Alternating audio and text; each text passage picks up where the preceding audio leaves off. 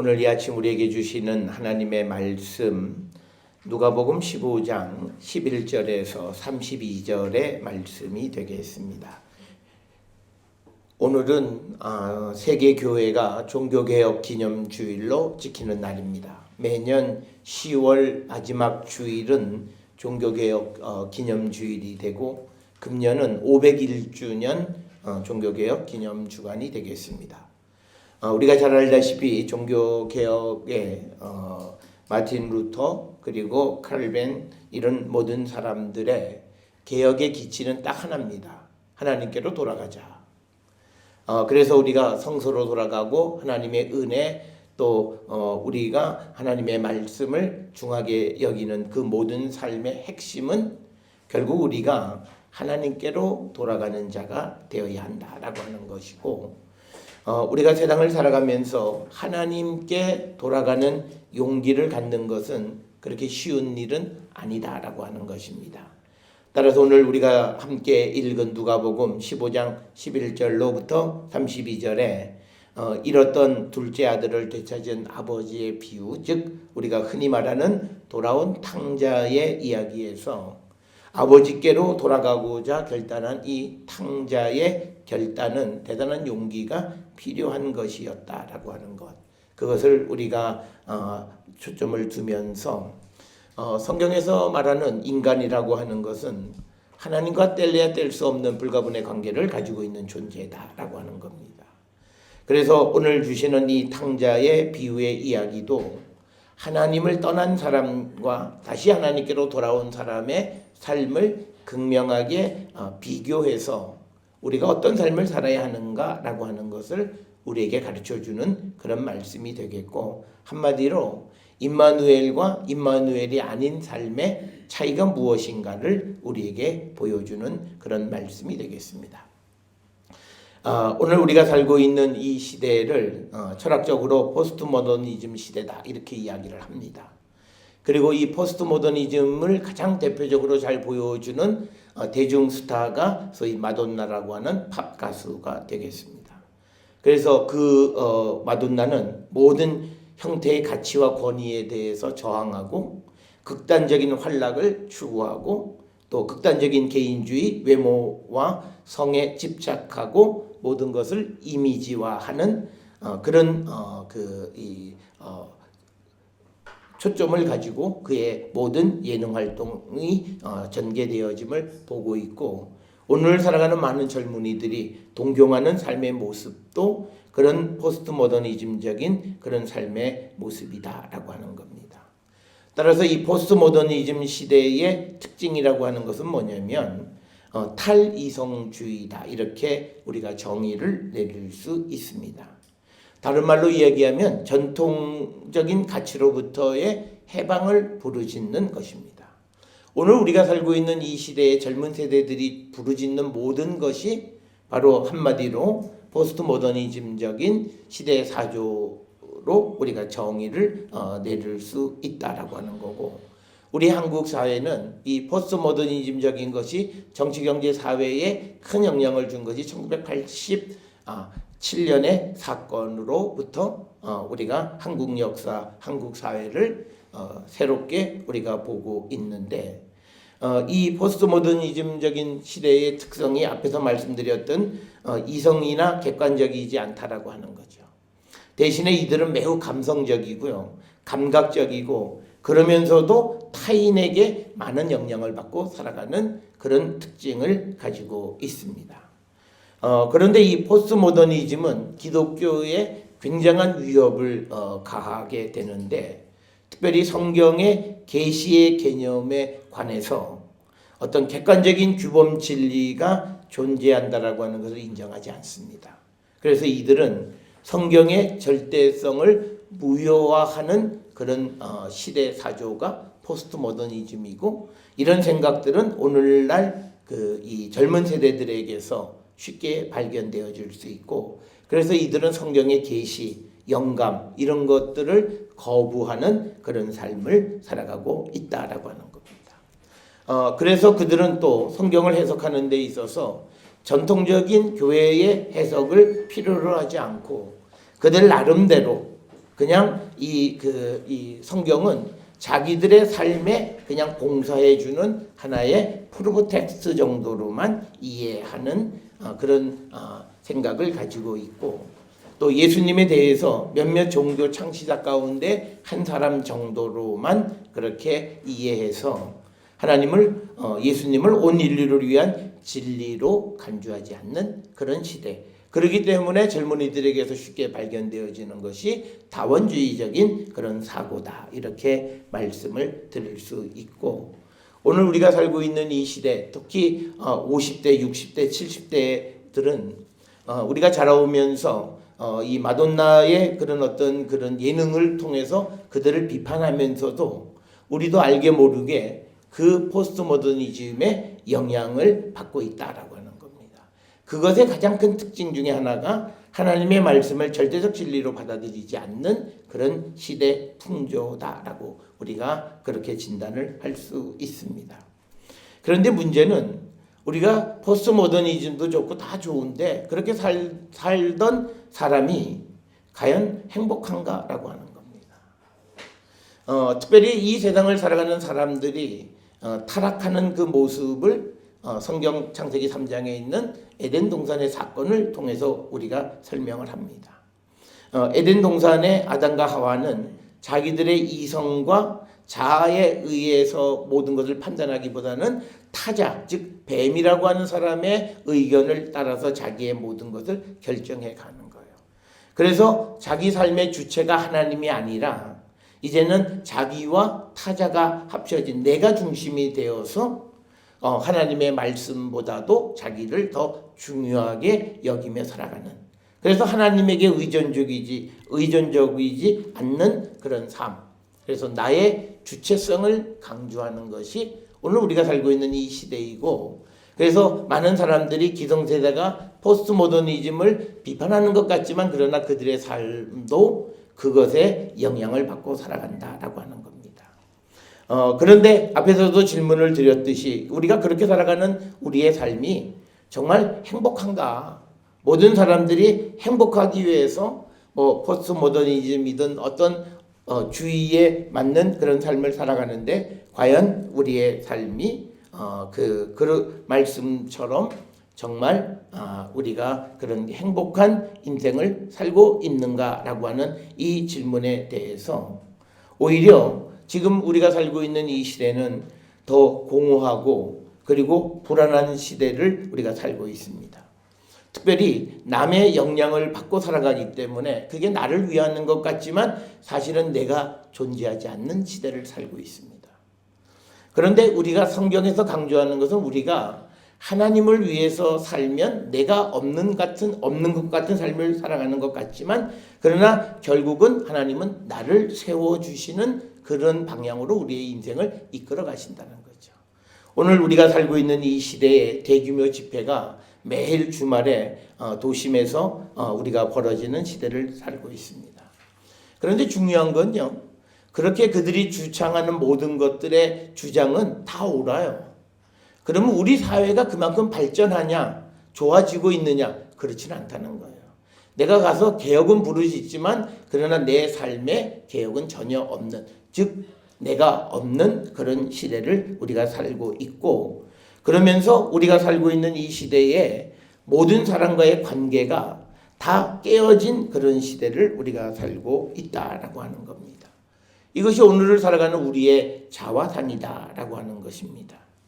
그래서 오늘 살고 있는 이 시대의 포스트 모더니즘적인 그런 시대의 사람들의 가치관의 변화는 소비의 변화도 이끌어요.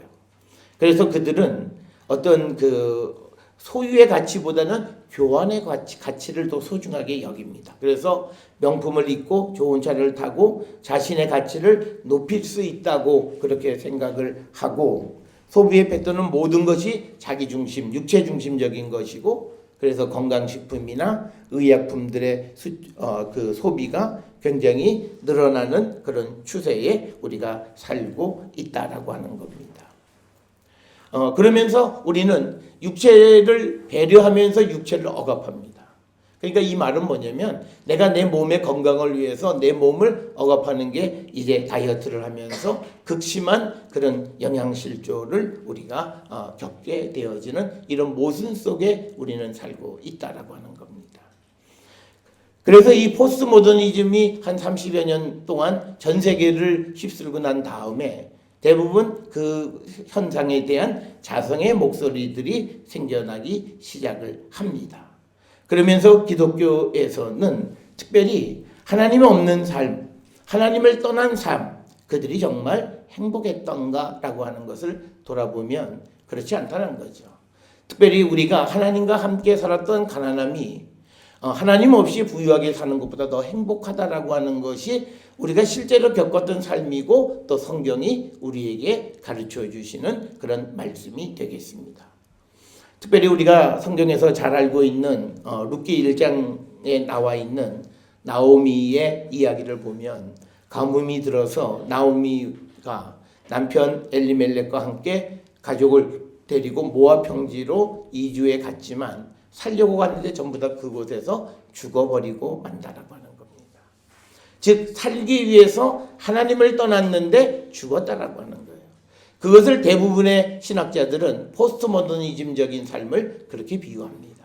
인간이 인간의 가치를 극대화하고 인간의 행복을 추구하기 위해서 하나님을 떠난 탈성경, 탈하나님, 이게 자신들에게 행복을 줄 수 있을 것이라고 그렇게 달려왔는데 마지막 결과는 그들에게 더 비극적인 현실만 우리에게 안겨주었다라고 하는 겁니다.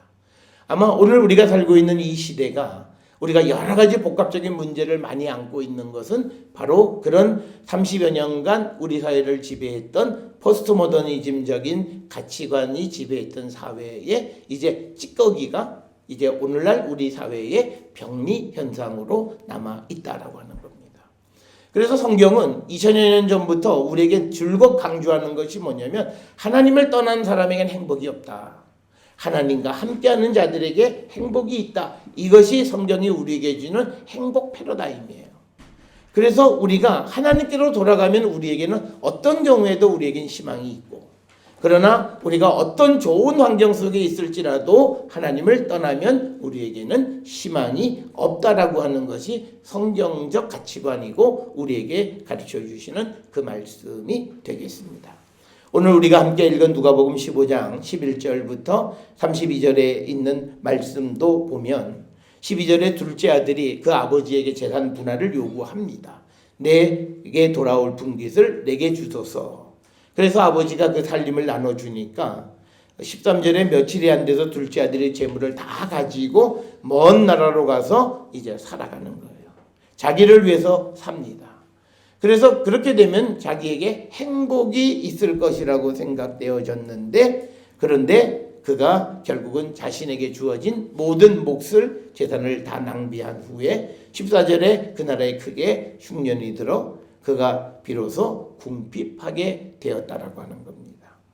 그래서 급기야는 15절에 보면 그의 처지가 돼지 먹는 쥐염 열매로 배를 채우는 그런 신세가 되었다. 여기서 그는 이제 한 가지 선택을 해야 됩니다. 그런 삶을 그냥 그대로 살아갈 것이냐 아니면 내가 다시 아버지에게로 돌아갈 것인가 라고 하는 그 선택이 이제 남아 있습니다. 그때 그가 생각하기를 내 아버지에게는 양식이 풍족한 품꾼이 얼마나 많은가. 나는 지금 여기서 이렇게 굶어 죽게 되었구나 라고 하는 자기의 현실을 같이 놓고 보면서 결국 그는 아버지에게로 돌아가기로 결단합니다. 이것이 그 인생의 터닝 포인트입니다. 우리가 흔히 말하는데 뭐 아버지 집에 가면 갔지 그냥 돌아가면 돌아가는 거지라고 생각하는데 오늘 주시는 18절의 말씀에 보면 돌아간다라고 하는 말은 자기의 잘못을 자기 아버지에게 인정하는 것이 되어야 합니다. 오늘 주시는 18절에 보면 내가 일어나 아버지께 가서 이르기를 아버지 내가 하늘과 아버지께 죄를 지었사옵니다 라고 자기의 죄와 허물을 고하는 겁니다. 그러니까 사람들이 내가 자존심을 좀 구기고 우리 집으로 돌아가자라고 하는 생각은 얼마든지 해요.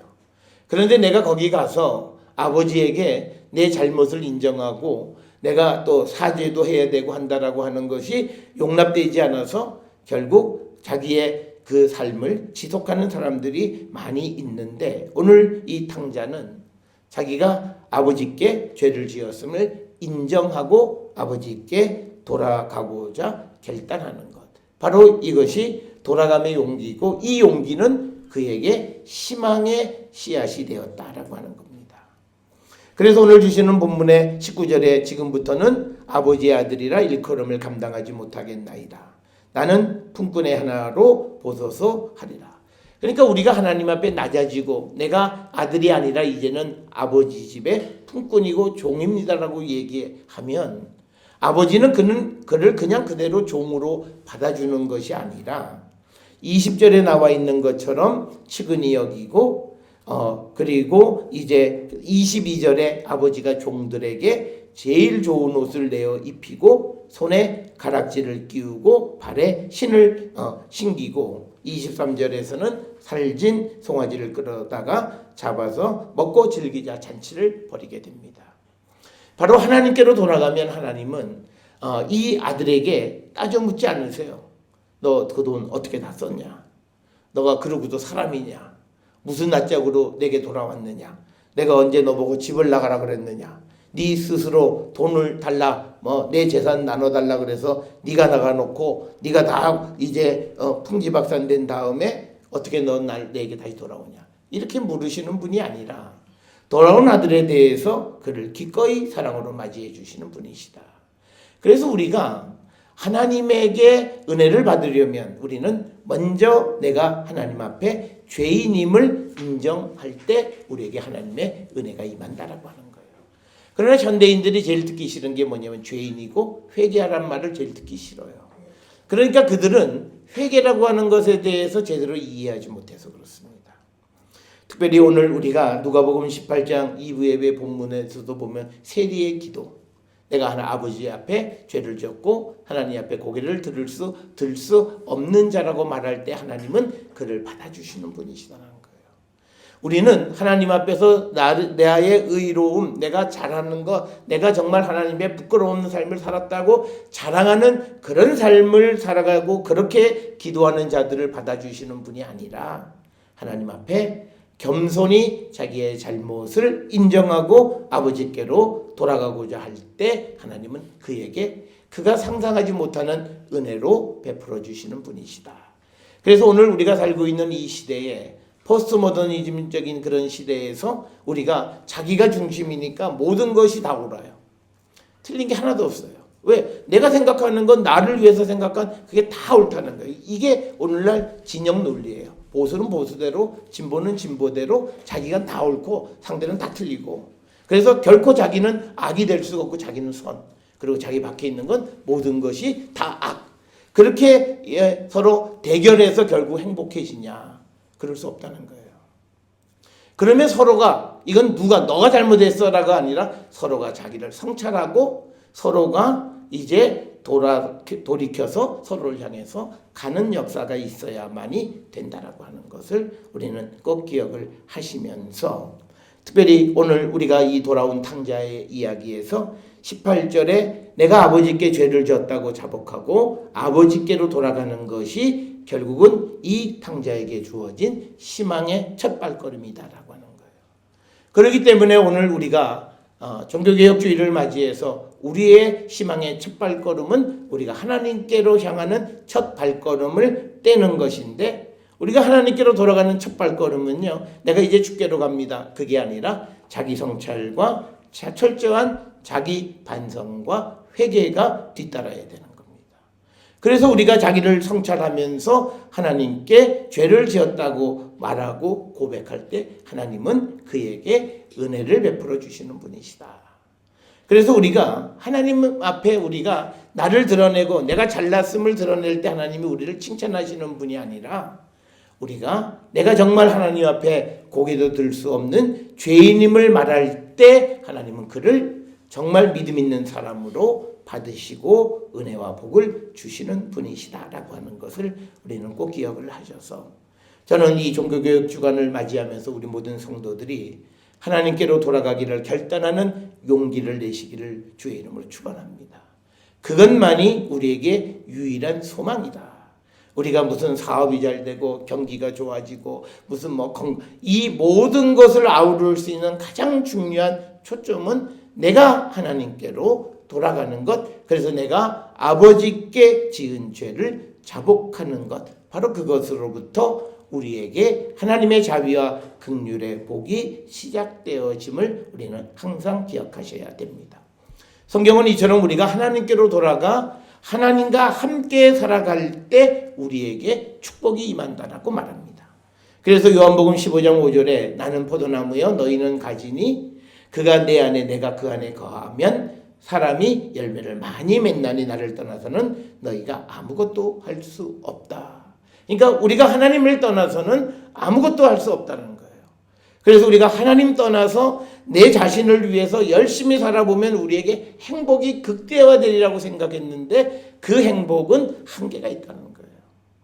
그래서 인간이 다시 그 한계 속에서 하나님께로 돌아올 때 하나님은 우리를 측은히 여기시고 우리를 맞이해 주시고 우리에게 필요한 은혜를 허락해 주시는 분이 하나님이심을 우리가 꼭 기억을 하셔서 우리 모든 성도들 우리가 주께로 돌아가기를 우리가 결단하는 그런 거룩한 성도가 되고 다시 하나님의 자녀의 지위를 우리가 회복하는 그런 성도들이 되어야 합니다.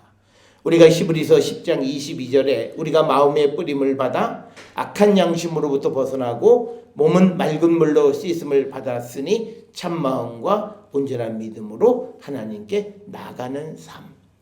그렇게 살아갈 때 하나님은 우리에게 복을 허락하시고 은혜와 자비를 베풀어 주시는 분이시다라고 하는 겁니다. 사랑하는 성도 여러분, 우리가 살아가는 삶에 여러 가지 어렵고 힘든 일들이 있을 때 우리는 우리를 성찰하고 주께로 돌아가기를 결단하고 주님을 향해 가면 주님 우리를 기뻐 받으시고 우리에게 은혜와 복을 허락하시는 분이시다라는 것, 이것을 꼭 기억하셔서 하나님께로 돌아가는 용기를 내는 우리 모두가 될 수 있기를 주의 이름으로 축원합니다. 지금 우리에게 필요한 것은 다른 어떤 것이 아니라 진실로 하나님께로 돌아가기를 결단하는 그 믿음의 용기, 그것이 우리에게 희망의 빛을 비춰주는 것임을 깨달아 주께로 돌아가기를 결단하는 우리 모든 성도들 될 수 있기를 주의 이름으로 축원합니다.